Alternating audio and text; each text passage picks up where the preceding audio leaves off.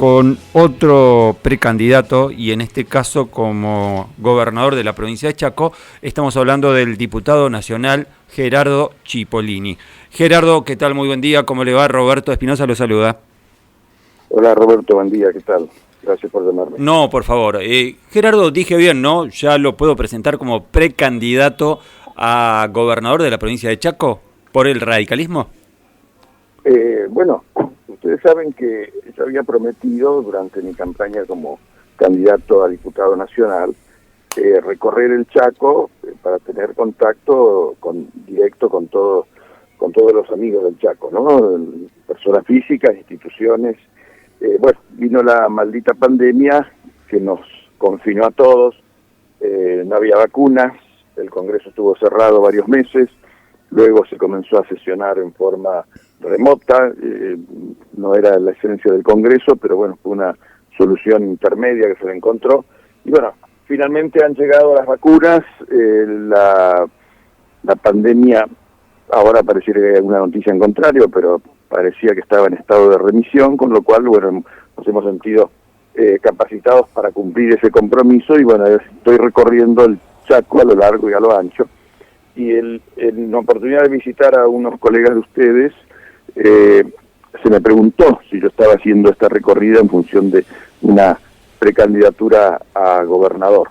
En realidad le dije que no, que estaba en principio cumpliendo mi compromiso, pero que había comprobado a lo largo de mis 3 mandatos como intendente de Sáenz Peña que la política bien aplicada es una herramienta formidable para cambiar la vida de la gente, ¿no? Lo experimenté con esos 3 mandatos consecutivos que tuve, un privilegio, puesto que fui el primer intendente en la historia de la ciudad con 3 mandatos consecutivos, y con la particularidad de que en cada elección fui votado por mayor cantidad de vecinos.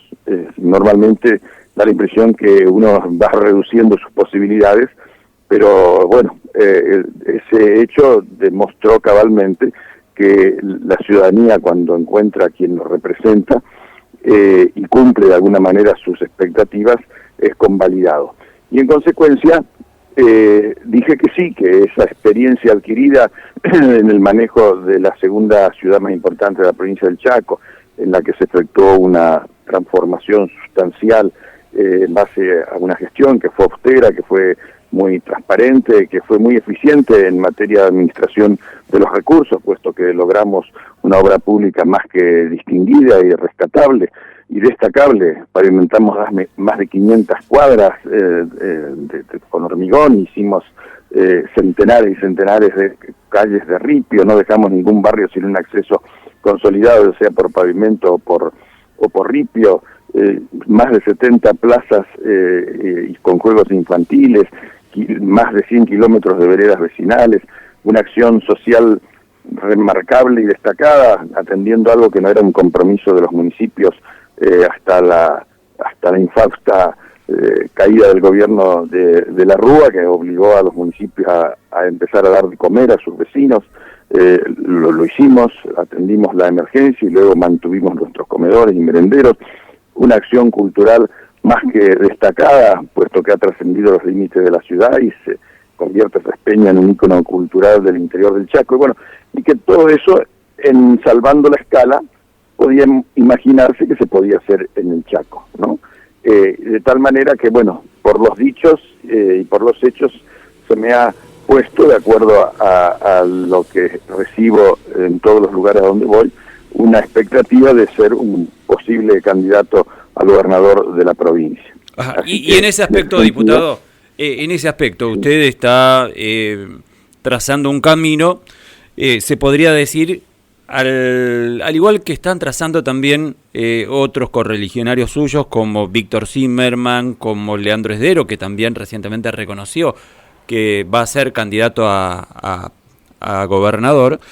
¿Qué tiene usted para presentar de distinto de Zimmerman, de Juan Carlos Polini también, que ha reconocido que puede ser candidato a gobernador de la provincia de Chaco? ¿Qué tiene usted de distinto de Leandro Esdero? ¿Qué tiene como para diferenciar en un eventual paso con esos precandidatos también de su frente?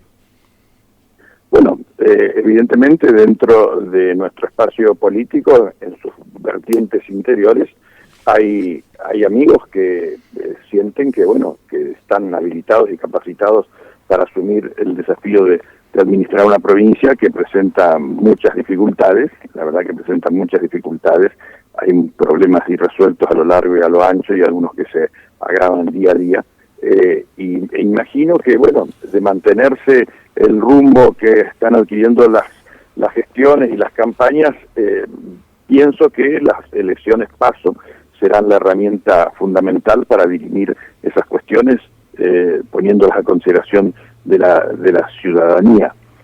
No sé qué es lo que van a ofrecer ellos. Yo voy a ofrecer mi gestión a lo largo de estos 3 mandatos que he tenido la oportunidad de transformar Saspeña. Me cuesta decirlo porque pareciera que me estoy autoelogiando, pero propios y ajenos lo han manifestado. Saspeña ha cambiado, Saspeña se ha convertido en una ciudad especializada fundamentalmente en la prestación de servicios. Tenemos un parque industrial al cual le hemos dado mucho aliento a través de ordenanzas que han facilitado la instalación de varias empresas. Tenemos 6 empresas en trámite de instalación nuevas. Así que me imagino que tendré que decirle a la ciudadanía quién soy, qué he hecho, y bueno, y la ciudadanía será la que deberá decidir quiénes serán los candidatos que la representarán en las próximas elecciones del 2023. Diputado, y en relación a esto, estamos hablando con el diputado nacional, Gerardo Cipollini, precandidato a gobernador, y además, diputado, en este aspecto nosotros podríamos definir, porque venimos analizando permanentemente que hay una sociedad, una dirigencia política que en términos generales, especialmente en Juntos por el Cambio, se está volcando cada vez más a la derecha por posicionar en un marco ideológico el rumbo de este espacio político. ¿Usted comparte que hay, a partir de la irrupción de Javier Milei, que extremizó la visión de la derecha, que se está corriendo el eje cada vez más hacia la derecha? Y si, no sé si usted observa lo mismo, nosotros veníamos diciendo, ojo que puede llegar a ser peligroso. Lo ha marcado incluso Elisa Carrió a nivel nacional diciendo, ¿cómo que es esto de que el Estado no debe existir o debe existir en su mínima expresión? Ojo, porque esto es muy peligroso, dijo palabras más, palabras menos, Elisa Carrió. ¿Qué observación hace usted, diputado, acerca de todo esto? Miren, yo creo que les dije al principio que he comprobado que la política es una herramienta fundamental para transformar la vida de la gente. Lo que pasa es que la política y los políticos hemos hecho todo lo posible para que la sociedad nos mire con cierto recelo, es más, con algún rechazo, porque evidentemente no se han solucionado a lo largo de los años los problemas de la gente. Los problemas de la gente se han venido agravando. Si miramos 20 años para atrás y venimos desde allí para acá, una Argentina que no crece, un desempleo que aumenta, la inseguridad rampante que cubre la geografía nacional, el avance del narcotráfico, la caída de los ingresos, la gente que pierde el trabajo, los empresarios que cierran sus empresas, el fenómeno de la inflación que no ha sido resuelto, porque la verdad que convivimos con la inflación desde hace 70 años, y sumado a eso que, bueno, algunos políticos han hecho lo posible para que la sociedad los repudie. Aquellos que fueron elegidos bajo una bandera política y el día que asumen el cargo se la sacan a la camiseta con la que hicieron la campaña y se ponen la camiseta del partido de enfrente. Los políticos que prometieron a lo largo y a lo ancho de sus campañas cosas que después ni pensaban cumplir o que ni cumplieron. Y después, lo más grave de todo, los políticos que, usufructuando sus funciones, ya sea ejecutivas o legislativas, se llevaron a su casa el dinero de la gente para beneficio personal. En ese escenario, evidentemente, entiendo la aceptación de una parte, no voy a decir muy importante, pero una parte de la sociedad que lo mira a Milei como el individuo que viene a expresar sus broncas y sus frustraciones. Claro, pero no puede ser... manera... Diputado, no puede ser ese un mensaje peligroso porque el problema no es reconocer que la dirigencia política por ahí ha incurrido en ciertos incumplimientos de contrato electoral, pero el problema sobre todo, me parece, diputado, debería pasar por el mensaje peligroso que tiene el discurso de Milei, que dice que va a quemar el Banco Central, que dice que va a cerrar las universidades. Todavía no he hablado de Milei, todavía no he hablado de Milei. Claro. Milei, vuelvo a decir, representa de alguna manera la bronca de muchos ciudadanos que no ven reflejados en la acción de los otros políticos, que no son Milei, las frustraciones personales que afectan su vida, en muchos casos fundamentalmente los jóvenes que dicen acá no hay futuro y se mandan mudar. Lo de Milei es realmente la fantasía de alguien que cree que podemos vivir en la anarquía, destruir el Estado, dinamitar el Banco Central. Son cuestiones que se dicen desde una tribuna sin ningún tipo de responsabilidad. Yo quisiera verlo a Milei, presidente de la República, dinamitando el Banco Central y destruyendo el Estado.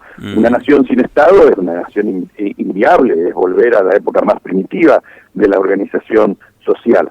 Pero bueno, encuentra un eco en la sociedad y, bueno, de alguna manera da la impresión de que puede, fundamentalmente al espectro actualmente opositor, entre comillas, puede restarle candidatos. Y es más, si alguno quiere pensar mal, la prolija pintada en algunas garitas, inclusive acá en la provincia del Chaco, muy prolija, el trabajo de técnicos, alentándolo a Milei, nos hace pensar que puede estar la mano negra del gobierno, que ve en Milei la posibilidad de que la actual oposición pierda un caudal de votos significativo que le abra la vía del medio para mantener sus posiciones electorales. Así que yo creo que lo de Milei es un fenómeno que, bueno, en algunos países de Europa también han aparecido algunos antisistemas que no han durado, han tenido un momento de esplendor, Beppe Grillo en Italia, por ejemplo, y después la realidad de los hechos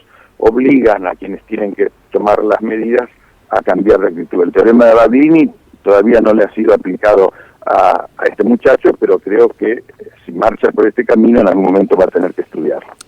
Diputado, lo último y que tiene que ver con algunos temas que se discutieron en el Congreso de la Nación o que están en boga para ser discutidos, como por ejemplo el salario básico universal que impulsa cierto sector del Frente de Todos. ¿Ve viable, ve posible que esto se pueda llegar a aprobar en el marco de situación social bastante preocupante en el que está el país? Miren, acá estamos presenciando como espectadores una lucha por el poder dentro del oficialismo nacional, entre quienes siguen al presidente Fernández y quienes siguen a la vicepresidenta. Hay una guerra declarada, que primero fue relativamente solapada, con algunas frases ambiguas, pero ahora se han puesto los cascos y se están tirando con artillería pesada realmente. Y en el Congreso vemos que el Senado, manejado discrecionalmente por la señora vicepresidenta, está generando algunas medidas que apuntan a complicarle la vida a Fernández y apuntan a complicarle la vida a futuro al que pueda llegar a ser electo como gobernante en el 2023, ¿no? Esta moratoria para incorporar miles y miles de beneficiarios al sistema previsional sin aportes previos, esto que usted me comenta del salario universal, estamos hablando de un Estado desfinanciado, endeudado, que no imagina otra cosa que aumentarle los impuestos al sector productivo y ya la sociedad civil no da más. La verdad que este gobierno ha aumentado desde que ha asumido 20 impuestos, entre impuestos existentes a los que se le ha agravado la tasa o nuevos impuestos, y tiene en la cartera 2 o 3 impuestos más, como el impuesto de envase, iniciativa también de este muchacho Kirchner, que no sabe otra cosa que proponer aumentos de impuestos o generar erogaciones a un Estado exhausto, que genera por la emisión monetaria que hace, puesto que sus recursos no le alcanzan, el peor de los impuestos y lo que peor le puede ocurrir a un país, que es tener una inflación como la que estamos teniendo, ¿no? El impuesto a los envases a la tasa del 3% implicaría gravar todos los envases que circulan en la República Argentina, que al principio uno podría decir, bueno, pero los envases, pero fíjense, el 3% sobre el precio de venta a envases, que todo lo que se consume en la Argentina tiene envases, si no es de plástico, es de vidrio, de papel, de aluminio, de madera, todo tiene envases. Y ese monto a recaudar, que va a ser un monto tremendo, superior al del impuesto solidario, no se coparticipa a las provincias. Además no va a rentas generales, sino va a un fondo fiduciario, con lo cual ya abrimos la puerta a toda clase de sospecha, porque los fondos fiduciarios son figuras del derecho privado, no pueden ser auditadas por el Estado, lo administraría el Cuervo Larroque, y como no se va a coparticipar a las provincias, tiene la particularidad de que se va a poder remitir libremente a los municipios, con lo cual abrimos la puerta a la discrecionalidad más absoluta. Así que yo lamento estas iniciativas que son fundamentalmente oportunistas, con un tinte altamente populista, que pretende dar respuestas con herramientas de las cuales el Estado no tiene los medios no tiene los medios suficientes para atenderlo, con lo cual si no entran los dólares vía exportación, si no llegan las inversiones vía capital extranjero, ¿cómo financiamos el gasto público? Con emisiones, porque los impuestos vemos que ya no está alcanzado. Y los impuestos, lamentablemente, son tantos que nos han puesto en el podio del país con mayor presión fiscal. El país con mayor presión fiscal podría tener como contrapartida el Estado más eficiente del mundo, pero resulta ser que no es así, porque el Estado ni nos cuida en la salud, ni nos cuida en la educación, ni nos cuida en la seguridad. En consecuencia, evidentemente, algo no funciona ahí, ¿no? Diputado, usted sabe que discutíamos esto la semana pasada, casualmente hablábamos con distintos economistas en relación a que esos dichos de que Argentina sería el país con mayor presión fiscal del mundo, y algunos economistas me decían acá la semana pasada, ojo, porque Argentina ni siquiera es el país con mayor presión fiscal en Sudamérica. Brasil, por ejemplo, me decían, tiene mayor presión fiscal que nuestro país. A nivel sudamericano, Argentina ni siquiera está segundo en cuanto a esa temática. Y a nivel internacional, Argentina figura por debajo del puesto 40. Eso es lo que me decían. No, eso es falso, eso es falso. No, eso es falso. Lo ha dicho alguien que evidentemente pretende disfrazar el escenario. Somos el país con mayor presión fiscal del mundo. Había un país africano arriba, que su nombre no recuerdo, y luego estamos nosotros. La tasa del IVA de la Argentina es la más alta del mundo. Grabamos con el 35% la tasa del impuesto a las ganancias y ahora va a haber un plus. Realmente hay que ir y hablar con el sector privado que siente que se lo está expoliando al sector del campo vía retenciones, que no es una retención, es un impuesto. Le estamos sacando hasta el 67% de la renta, con lo cual disminuimos la capacidad de inversión, de mejoramiento de la tecnología, de mejoramiento de la maquinaria. No, realmente hay un Estado sobredimensionado. Y les doy un ejemplo. En el presupuesto anterior al que fue rechazado por el Congreso, el PAMI había pedido 37 millones de pesos para publicidad y propaganda. En el presupuesto que fue rechazado por el Congreso, que volvió a la comisión en esa noche tan particular y que fue tan comentada, el PAMI pedía 341 millones para el mismo rubro. Ustedes me dicen, ¿para qué quiere el PAMI 341 millones de pesos de propaganda cuando los ancianos a veces no reciben los medicamentos, ni los alimentos, ni los elementos que tienen que recibir? 341 millones de pesos para propaganda. Realmente nos ponemos a pensar, ¿y quién va a administrar esa propaganda? ¿Y cuáles van a ser las agencias que van a recibir esos beneficios de la publicidad? Realmente es muy opaco, muy oscuro todo, y creo que es necesario que venga un viento fresco sobre la República Argentina para cambiar este rumbo de decadencia que tanto nos duele a todos. Bueno, diputado, que ese viento fresco no sea como la experiencia anterior, ¿no? En donde se prometió un cambio y se terminó dejando un país mucho peor del que heredó. Y hablo de la gestión de Mauricio Macri. ¿Se hizo autocrítica en relación a esto? Sí, miren, yo creo que Mauricio Macri cometió varios errores, evidentemente. Si no hubiera perdido las elecciones. Queda claro. No fue claro al asumir. Él argumentó después que si era claro al asumir, la lluvia de inversiones no iba a llegar. Pero Macri no le avisó a la sociedad argentina que recibía un país con 230.000 millones de pesos de deuda. Con lo cual, este gobierno logró poner en el cerebro de muchos argentinos que la única deuda de la Argentina son los 44.500 millones de pesos de la deuda de Macri. Si los 44.500 millones de pesos fueran la única deuda de Macri, la Argentina los paga silbando y cantando. Lo que pasa que la deuda en este momento, la deuda de Macri representa solo el 12% de la deuda total de la Argentina, que ha sido agravada en este gobierno del presidente Fernández, y lo decimos en dólares porque en pesos es un número casi imposible de repetir, de 70.000 millones de dólares. Que son, pero no son en dólares, sí, no son en dólares, pero son en pesos, son títulos de la deuda pública que están en el mercado nacional y que en algún momento habrá que pagarlo. Claro, diputado, pero el tema es que no es lo mismo la deuda en dólares con un órgano tan condicionante en lo económico, en los controles, como lo es el Fondo Monetario Internacional, que una deuda en pesos en donde el gobierno lo puede ir manejando de alguna manera, por más que no sea grato toda esta situación de estar endeudado, pero no es lo mismo la deuda en pesos que la deuda en dólares, y sobre todo con el Fondo Monetario Internacional con plazos tan cortos, en donde, recuerde usted que este año, este año se tenía que haber pagado por arriba de los 19.000 millones de dólares el año que viene, una cifra aproximada. ¿Es inviable esto para un país como el nuestro? Bueno, el nuevo acuerdo ha liberado esos pagos de tal manera que todos los pagos sustanciales y sustantivos que tenga que hacerse, va a tener que hacerlo el próximo gobierno. El próximo, a partir del 2023, que harán los vencimientos del Fondo Monetario, que por supuesto, por ahí no es lo mismo pagar una deuda en dólares que una deuda en pesos. En definitiva, en términos jurídicos es lo mismo. No es lo mismo que yo deba en dólares que yo deba en pesos. Y la deuda en pesos está agravada porque, bueno, es de corto plazo, puede ser que se pueda renegociar con los acreedores, pero el Estado argentino es un vicioso del endeudamiento y un vicioso de la emisión sin respaldo. Y mientras sigamos en ese camino, la inflación que era de un dígito va a ser de 2 dígitos, y no quisiera ser agorero, pero al paso que vamos va a ser de 3 dígitos. Y hay que terminar con la inflación. La Argentina convive hace 70 años con la inflación y nos hemos olvidado los argentinos de lo que es vivir en un país sin inflación. Uno mira algunos países, voy a dar un ejemplo porque es un extremo ya, el de la República Checa, que en los últimos 5 años ha tenido una tasa de inflación del 1% anual. La inflación de los últimos 5 años de la República Checa equivale a menos de la inflación de un mes de la Argentina. Es inimaginable esto. Claro. O sea, el ciudadano que no compró hoy algo en la República Checa dice, bueno, lo puedo comprar mañana. Y si no lo compro mañana, lo puedo comprar el mes que viene. Y si no lo compro el mes que viene, lo puedo comprar el año que viene. ¿Y acá qué hacemos? No compré hoy, mañana a las 8 de la mañana estoy en la puerta del negocio donde no compré lo que quería comprar hoy, porque probablemente pasado mañana no cueste lo mismo.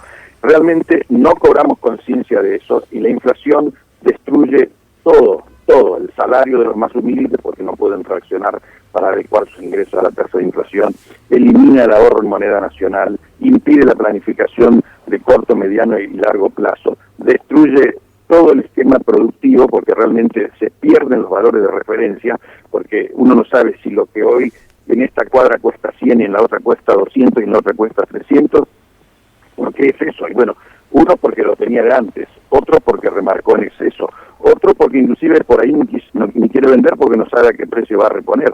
Realmente se vive de una manera muy mala bajo un sistema inflacionario y de hecho somos el conejillo de Indias, no diría el conejillo de Indias, sino seríamos el modelo a no seguir que hace que universidades extranjeras manden sus estudiantes, a veces a posgrados, a la Argentina para que vean lo que no se debe hacer. Así que bueno, apostemos a que en algún momento podamos trabajar con seriedad con el tema de la inflación, porque creo que es la madre de todas las desgracias nacionales. Esperemos que así sea. Diputado, gracias por el contacto y por hablar un poco de política. Bueno, gracias a ustedes por llamarme. Saludos a la audiencia. Por favor, hasta luego. Había pasado el diputado nacional, Gerardo Cipollini, precandidato a gobernador de la provincia, y dando algunos conceptos en relación a lo que puede ser su precandidatura y también trazando un panorama de análisis respecto de lo que es la política nacional de nuestro país.